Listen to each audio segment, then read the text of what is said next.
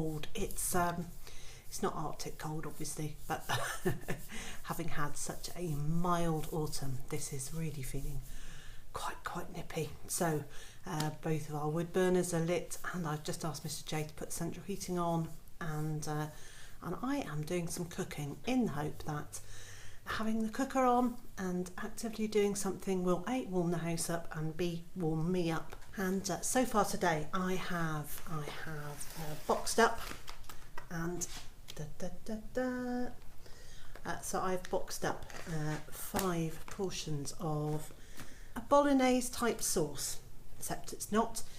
It's a minced beef, onions, kidney beans, white kidney beans, and lots of tomatoes from the greenhouse, all cooked down.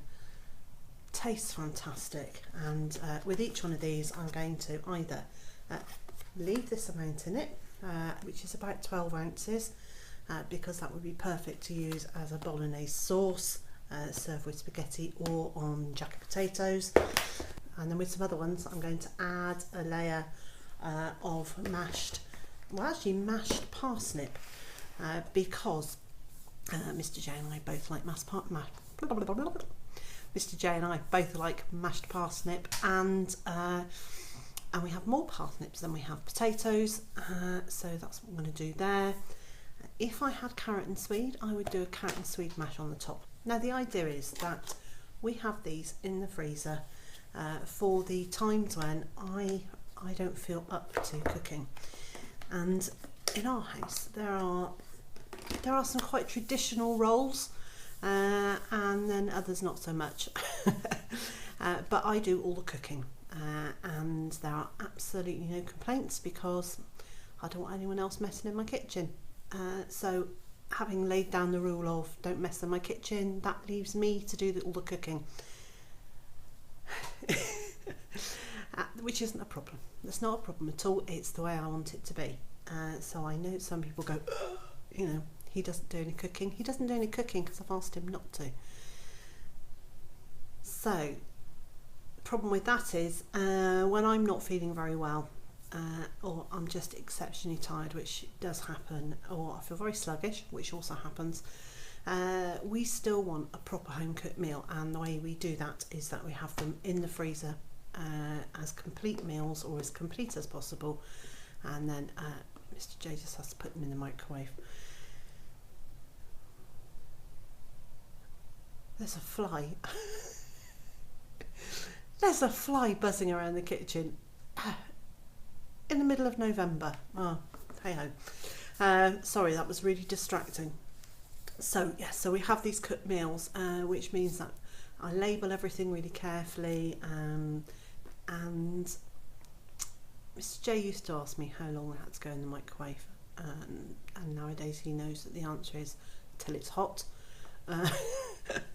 So yeah, so it's basically we as much as possible. So I do main courses, I do soups, I do stews, and sometimes those are things that then need something adding to them, and I'll put a note on it saying add X, Y or Z, and X, Y and Z is always where possible kept on the same shelf in the freezer as that particular tray of food.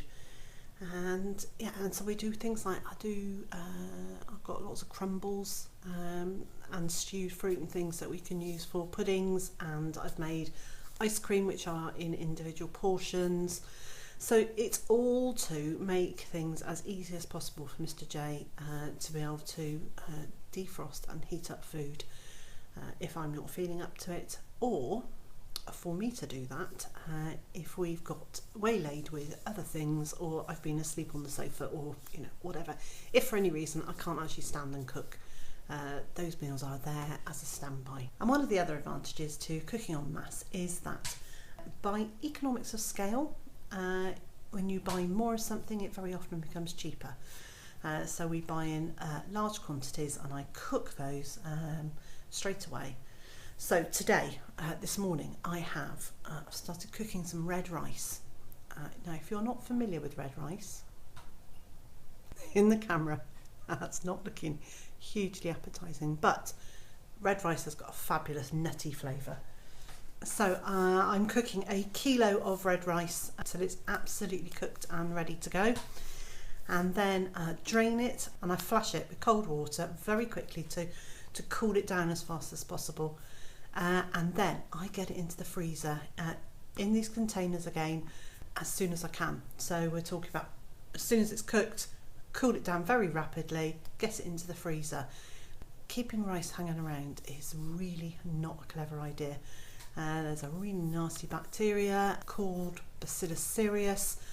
It can make you very, very, very poorly. So, and it can get into your cooked cereal products in 48 hours or so. And so we never, ever keep cooked rice. As soon as it's cooked, it goes into the freezer immediately.